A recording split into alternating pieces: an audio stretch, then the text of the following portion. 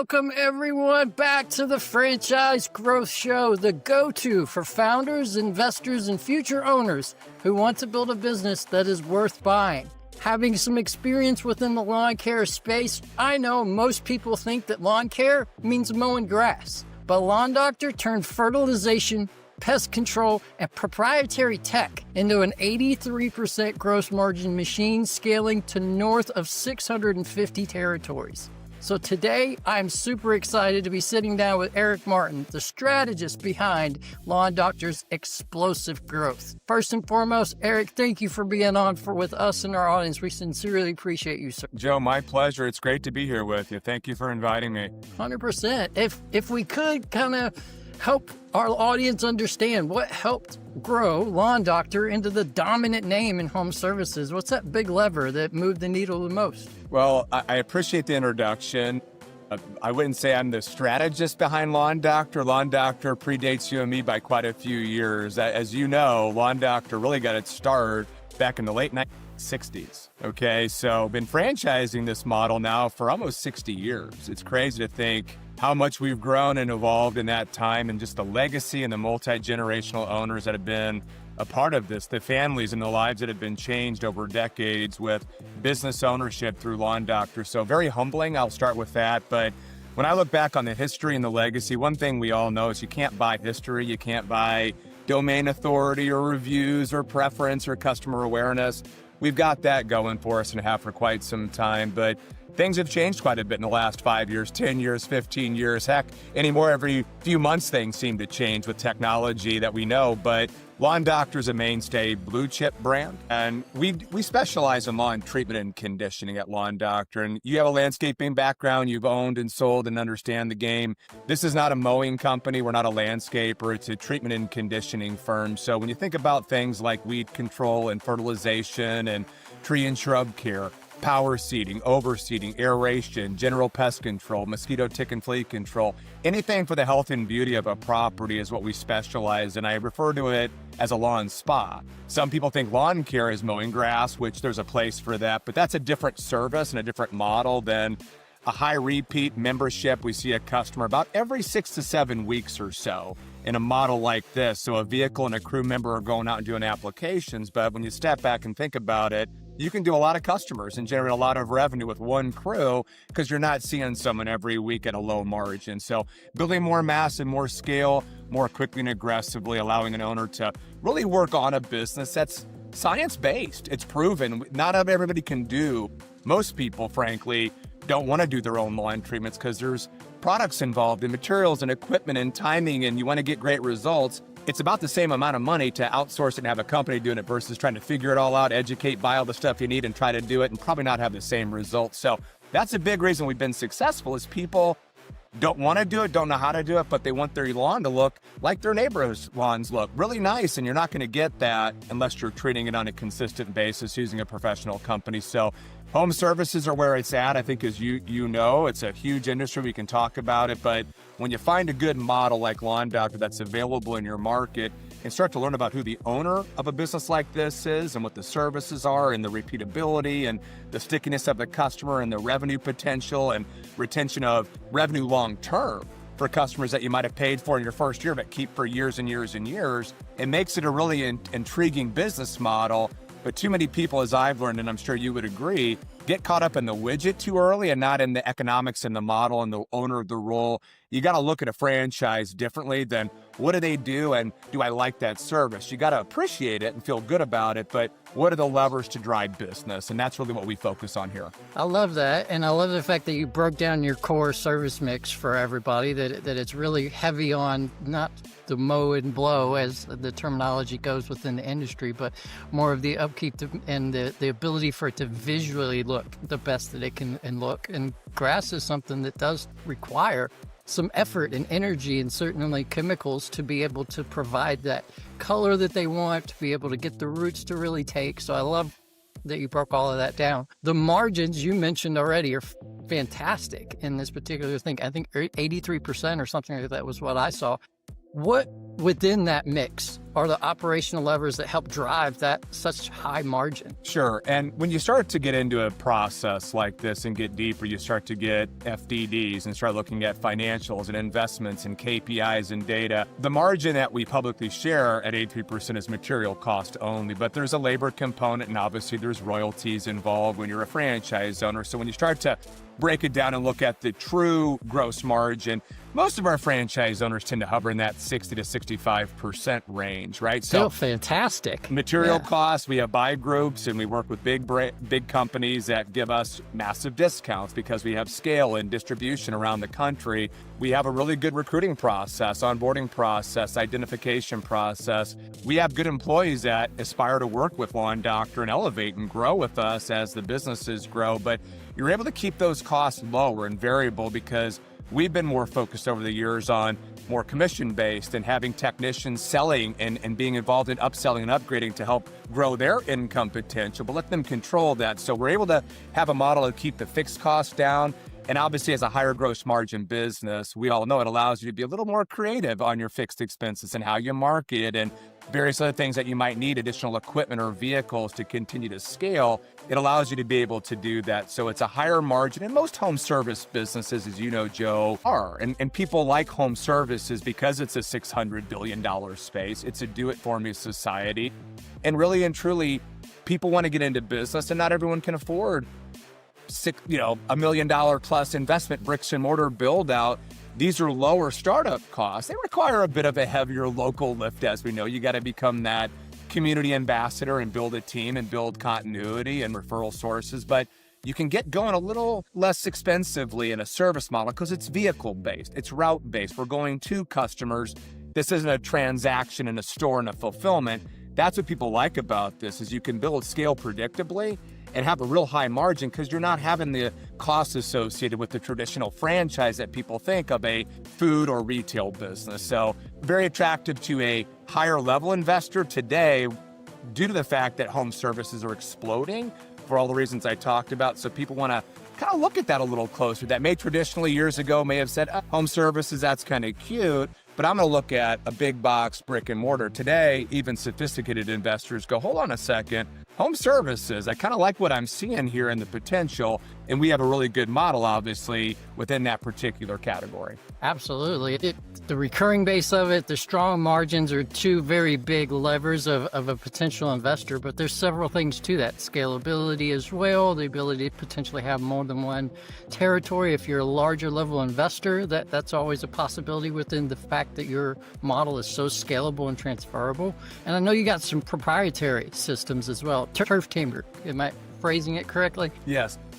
Help our audience give us an understanding on the differentiation, what that does for them as a franchisee for you. Sure, happy to do that. So I'll start with Lawn Doctor and really all of our brands at Happy Nest, and we can talk about that at some point perhaps today, but we're marketing and user experience companies. We have widgets, whether you're doing lawn care, you're doing pest control, you're cleaning windows, you're cleaning homes or businesses. They're services. People outsource those, both residential and commercial. So you have to have a really good way to get in front of customers and get impressions. So really and truly, we're focused on marketing the experience of the consumer, the flow of that experience and journey, and then maintaining that relationship. So that's paramount to success in any recurring revenue membership type of model. But you layer on top of that the proprietary nature of Lawn Doctor and our equipment, as you said, Turf Tamer. We have our own applicator and our own power seeder. Those are proprietary to us. So we have our own manufacturing facility in New Jersey where Happiness Brands and Lawn Doctor are based out of. And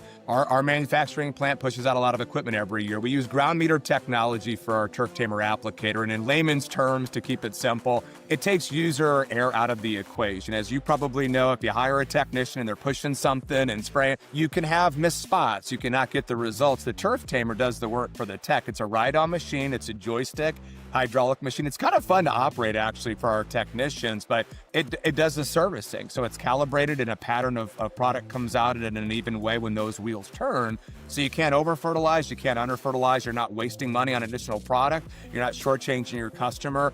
And the beauty of that machine as well is it opens the door to different types of employees. We have younger techs, we have more senior techs that may have physical limitations and can't do the hard labor work. Well, this takes that out of the way. So Beyond that, we've essentially doubled our throughput in terms of revenue production with this machine that's now been around for about 25 years. We patented it, so only our owners can use it. And we also have our own power seeder as well, which is by far the best in the industry. Certain markets don't seed, as you know, certain markets do. If you're in a northern market versus maybe a southern market, different grass types and different results and services you'd offer. But that gives our franchisees and their teams a distinct advantage and something that can really show that differentiates them outside of the service and the journey and the great customer programs.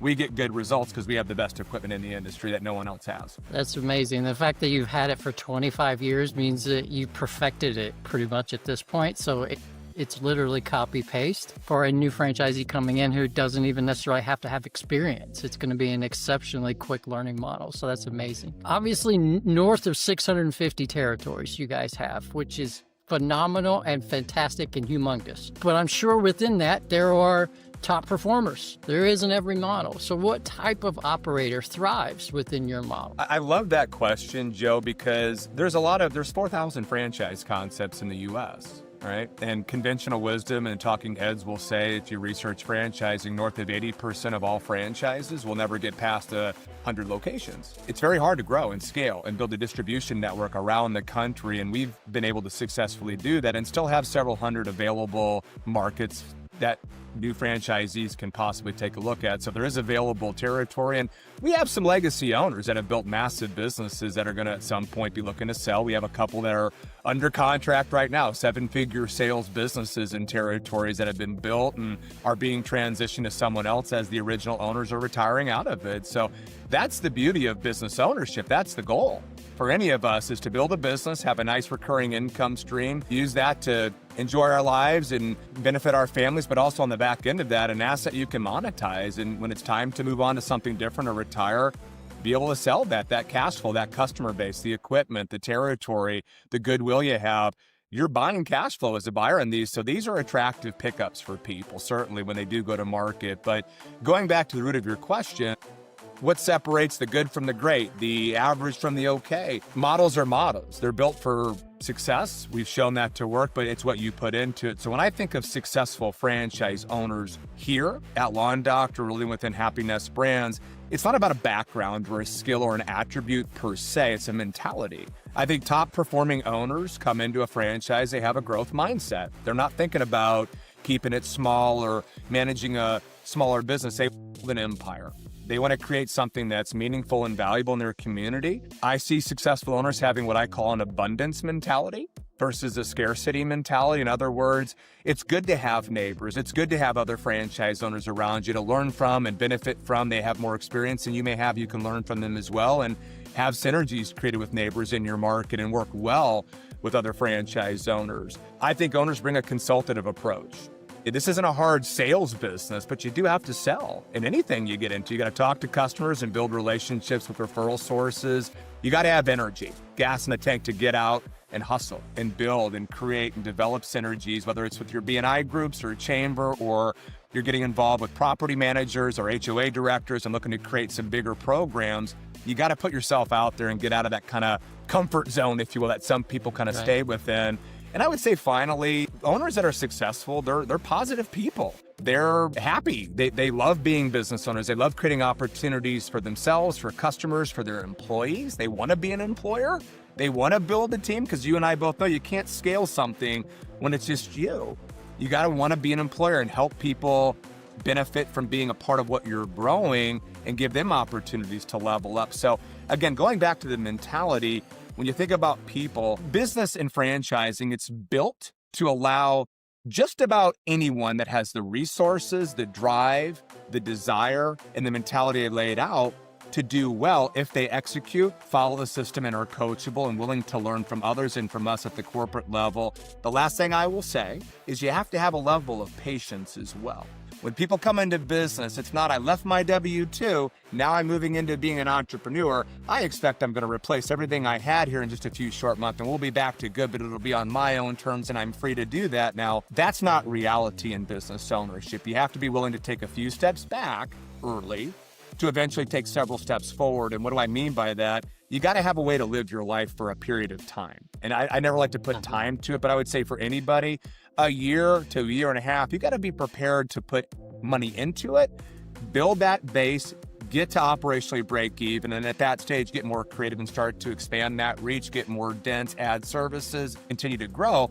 But you got to have some level of income, whether it's through a spouse or other investments, or maybe you have some consultative work that you do on the side that brings in some income, but you need the decks of life clear and you need to be focused. And this has to be the primary thing you think about every single day. This isn't one of 10 things, or I'm in my office and I can get to a call or two if I really need to. That's not how you start a business in service. You got to be in it, start to surround yourself with good people, and be willing to take that time and have that patience to set that foundation correctly in those earliest stages of development. So short-minded, short-term thinkers don't tend to become business owners, because this is a marathon, not a sprint. But once you get the flywheel going and momentum, it becomes that recurring annuity model that everybody desires and wants to have, but you got to be willing to have the patience and time to get to that level. And that's one thing that stops some people in their tracks that have a definitive timeline. Joe, I need this to work and I need it to work now and I need this income at this point. Can that happen? Business models are business models. You're directing revenue growth as well, and you have to get the tourniquet on. That's going to take some time. So it's got to be the right time of life for someone. That was freaking fantastic. I'm so glad this thing is being recorded, because I'm going to go back and listen to it myself and take some notes. Like, there was some nuggets that you threw there that 100% I agree with. You have got to put forth energy into any kind of business you start, whether it's a franchise or not. You're going to have to put effort, energy, and time into it in the beginning. So you do have to be willing to sacrifice to a degree, short term, to get that long-term viability and create the legacy that you're ultimately looking for, whether that's just income stream or a potential exit. Kind of doesn't matter what your end goal is. The beginning is always going to be very similar, and it's wrapped around effort. So I love that. I know your brand does a lot in reference to lead generation, marketing, and the support of your franchisees through that process. Could you shed some light on what you all do for lead generation to assist with the franchisees being able to drive that revenue? I would be happy to do that. And I think I refer to home service franchising as it pertains to marketing as a full contact sport. Everyone's involved in it, right? So when you think about Happiness Brands or Lawn Doctor in particular, we have a centralized mentality here, okay? So in other words, when you think about website, SEO, paid search, display, retargeting, ads on Meta, Facebook, Instagram, YouTube, TikTok, you have to have hooks in the water. People are searching for different things in different ways, more so now than ever before. And you also have to be playing in the AI pool as well. And there are different things that we've built into our system for that as well. But we want to create what we call a wall of sound in a franchise owner's territory and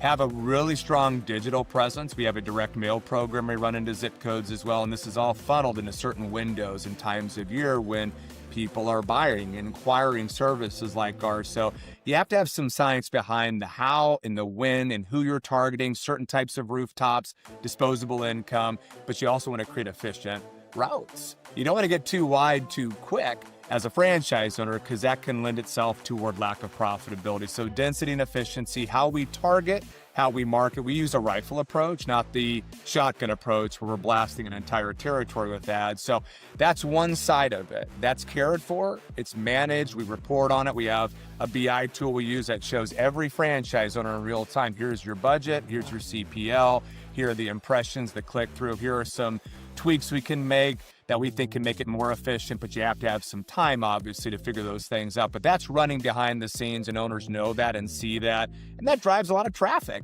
and leads and impressions and clicks, and we have call to action and we sign up customers. The other side of it is ground game.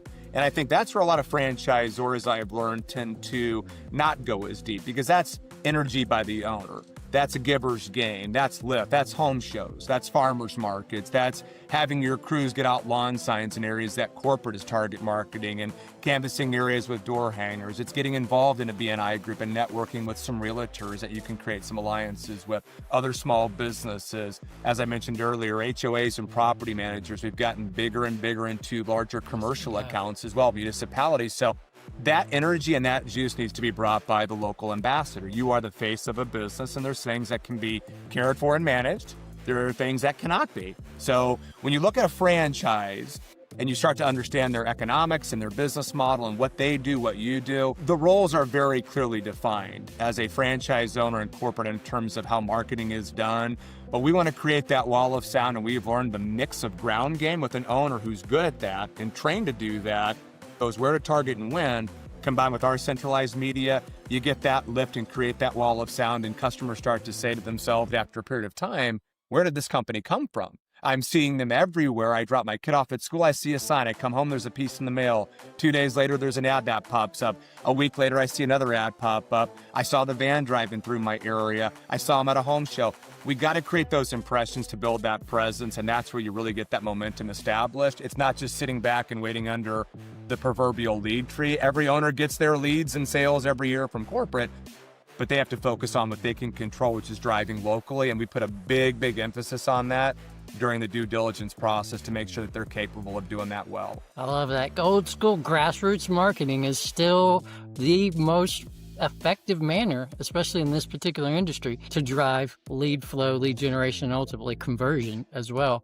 Having worked in the lawn service industry, I remember having conversations with friends or family members when I was doing it. Isn't lawn care seasonal? Like, what do you do when it's cold outside? And I have a feeling there's still somewhat of a stereotypical type mentality towards quote unquote lawn care. But can you share with what your brand does differently that helps owners to avoid like potential cash flow clips or something to that effect when seasonality changes from warm to cold? Yeah, it comes up often and not as much today as it used to, and I'll tell you the reasons why, but let's focus on Lawn Doctor and those services for a moment. So most people don't quite understand the season of lawn treatment goes further than most know.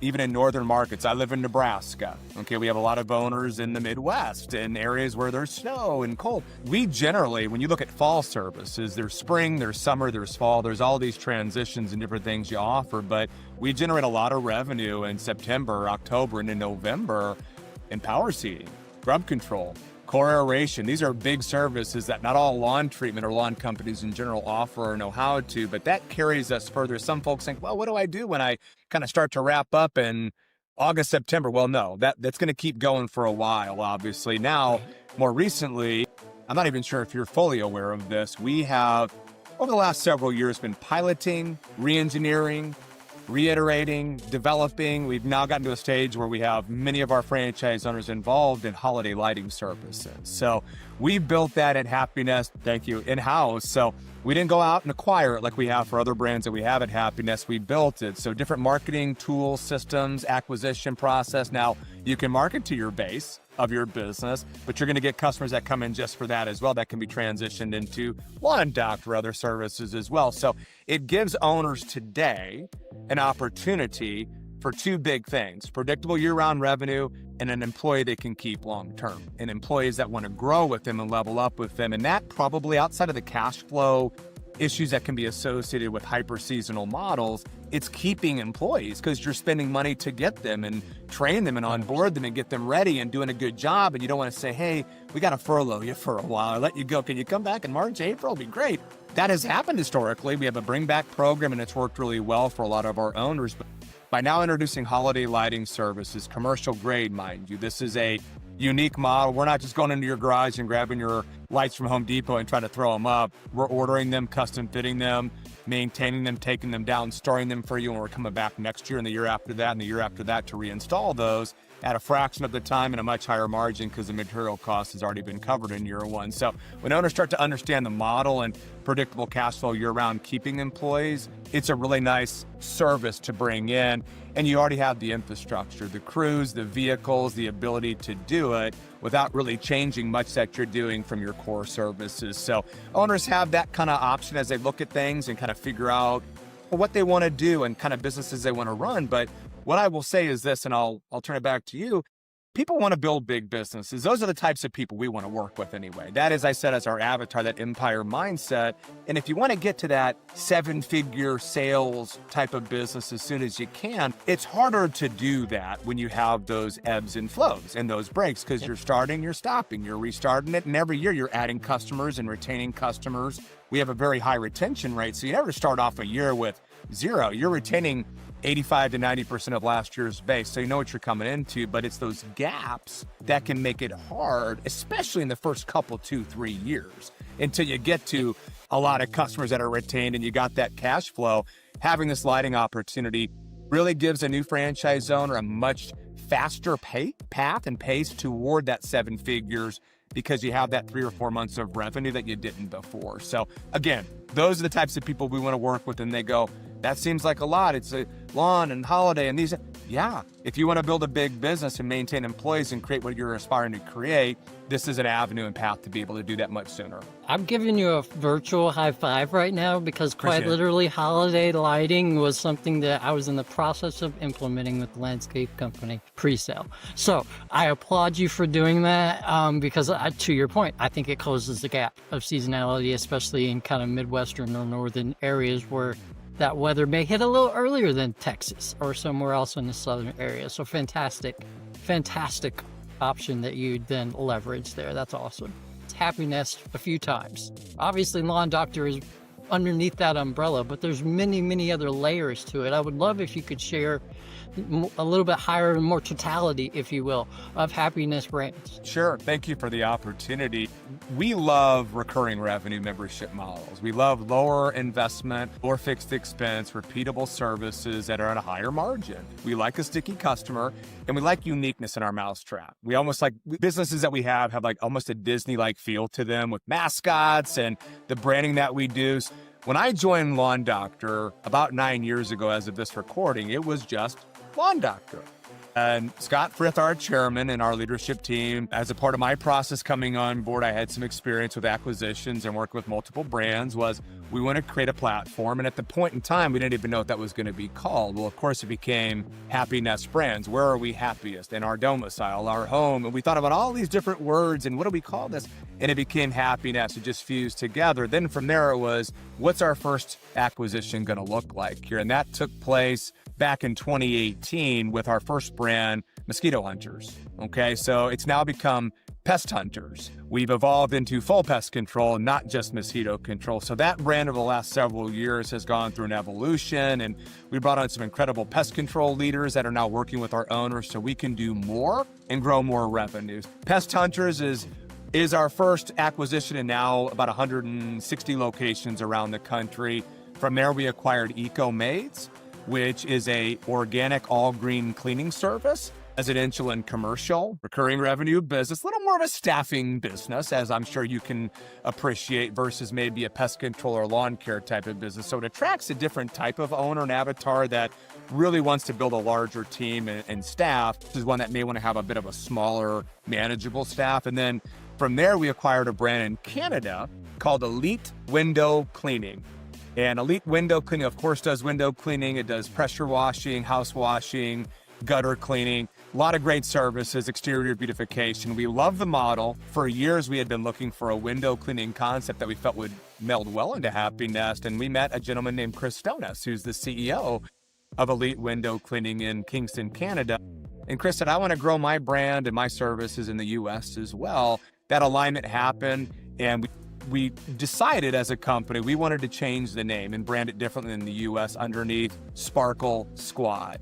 Sparkle Squad launched about 1.5 years, almost 2 years ago now, and has grown now to over 100 locations in that time frame around the country. So we've seen explosive growth, and the window cleaning, gutter cleaning, exterior beautification space. There are several players, but it's a great business model. We brought a whole new layer of technology. It's no ladders involved. It's carbon fiber water-fed poles that can reach up to 60 feet. And you can clean windows residentially and commercially with no limitations, and obviously do it at a much more efficient way and profitability in a safer way. So what I said earlier about doing things uniquely, differently, value prop, branding, how we market, all of them have characters. We want to bring these businesses to life. Home services aren't sexy, like maybe a gym or a boutique or a nail salon, something like that. I get that, but they're durable. They work in any way you can differentiate and separate yourself from the consumer's mind through your services, how you do things, how you market your business, but as importantly, how you treat the customers. And do they want to stay with you? Are they getting a good service? So we feel we have the models and the brands. We have to find the right owner to deliver that, whether it's window or pest or lawn or cleaning or whatever it may be. But that's what we're building here. And we have a goal long term over the next 10, 15 years, we want to have several more brands that are eggs in the nest of Happy Nest. And what's beautiful about our system and our culture is owners work together. We share ideas. We've learned, lawn doctors learn things from some Sparkle Squad owners and vice versa. So when you have this big mastermind and think tank going on, it's pretty cool to see smart people coming in, learning from each other, and rising tides, of course, raise all boats. But opportunities to share referrals and market together and those types of things obviously can create some pretty cool synergies in a market too. That's amazing. Thank you for breaking that down. And I love the almost connected businesses that you are putting within that brand, that you can service one customer with one particular franchise, but then there's the potential add-on through all these other brands. It may be a different franchisee that's servicing them, but once you get in the door, it's generally a one-stop shop for a lot of homeowners out there. I would love if the same person that mowed my lawn would also clean my pool, would also wash my windows, would also do all those things, because I already have built-in trust and rapport with that person. So I love the fact that you guys are starting to work on that synergy. That's amazing. Great job. We're not fully there. Like I will say, Joe, over the next 5 to 10 years and perhaps sooner, like we have some ideas on ways that we really want to influence cross sales. You said it very well. Whether it's one owner who has maybe a couple of brands at some point, or 2 or 3 owners that have 2 or 3 brands, we're not 100% where we want to be, but we're getting closer and closer to making that more of a seamless workflow process. Today, currently, it's a little more grassroots and owners sharing with each other and promoting and leave behinds and go to this site here. Our sister brand does this. You could benefit. When you start seeing $0 acquisitions, or even if as a neighboring owner, you say, hey, I'll give you a little spiff if you refer. People buying home services, like you said, they're buying multiple home services. It's a do-it-for-me society in this Amazon, Uber Eats world we're all living in here, right? So everybody wants stuff done for them, wants it now, but we want to make that as easy as possible for a consumer. But as an owner, you have other brands marketing, acquiring customers, and those can be referred over and vice versa. And those are not high acquisition like you're doing for paid media. So there's a real focus here on creating this synergistic system where owners work well together in different MSAs, and we drive down acquisition costs, which, as we all know, is the biggest expense in franchising, specifically in service models, is getting that acquisition. And then from there, how long can I keep them? What does my lifetime value look like based on the acquisition cost I have? And when people start to peel it back and learn how we model this, it starts to make a lot of sense. It definitely does. So obviously, multiple brands underneath your umbrella. If someone was interested in any of those brands and learning more, what's their first step? What should they do? Be reaching out to us here at Happy Nest, obviously. They can go to info@happynest.com or go to our development websites of Lawn Doctor, Pest Hunters, Ecomaids, Sparkle Squad, or if anybody happens to be listening in Canada that comes across this, Elite Window Cleaning is still growing in Canada. I'm looking for great franchise owners there as well. So if you just Google us or go to our sites, you'll be able to submit a form that'll go to one of our development directors here, and we'll reach out. And, we like to take things slow initially, get to know someone and figure out, what is your North Star? What's your why? Why are you considering becoming an entrepreneur? And let's start to talk a bit more about your skills and your background and what you might be bringing to the table, and start to talk more about our business model, our systems, our tools, and the value proposition, your role, our role. And then eventually, as you start to look through disclosures and financials and get a comfort, we want to introduce you to franchise owners and have you meet some people that have started these, and maybe they're a year in, maybe they're 20 years in, if they're a veteran lawn doctor owner or more for that matter. It gives you a chance to see what success looks like at different stages. And to me, you want to remove the curtain of secrecy. Like so many folks that look at franchising, they don't 100% know what they're coming into in certain models. And we don't want that. We want there to be clarity, expectations set, good perspective, meet people, hear the good, but also hear the bad, hear the ugly, hear what works, what doesn't, where the challenges are, where the holes are, what they're doing to work well, what their feelings are, and where they could be better. You have to uncover those things and turn those stones over to make sure it's the right opportunity, because these are long-term plays. These aren't short-term deals. You got to build and scale and have that commitment and patience and drive to do that. But when you as a candidate know what success can look like after you speak with some owners, it tends to give you a little more confidence. That's phenomenal.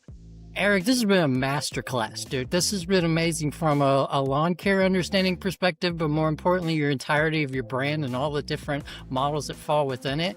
And what you just shared of kind of the due diligence process of if you're going to go a franchise route, rip back the curtain and understand everything that you possibly can understand before you make that leap, so you know what you're going into getting in. Masterclass, man. I love this. Thank you so much for being on here, for myself, for our listeners. I will make sure that all of the social links that Eric just referenced to the different brands are included within it. So scroll down, see the comments. Feel free to reach out to the team if there's anything that you would like to learn more about, specifically around Lawn Doctor. That obviously proves that you don't need real estate or brick and mortar to build real value. They've been doing it for 60 years. This is a legacy brand, but one that, to your point, over the last 7 to 9 has substantially scaled and created an entire platform for future growth as well. So the next 60 years are just as bright as the previous one, with systems, recurring revenue, and the right operator fit. So if you want to build something that ultimately some buyers will be lining up for, then let's talk.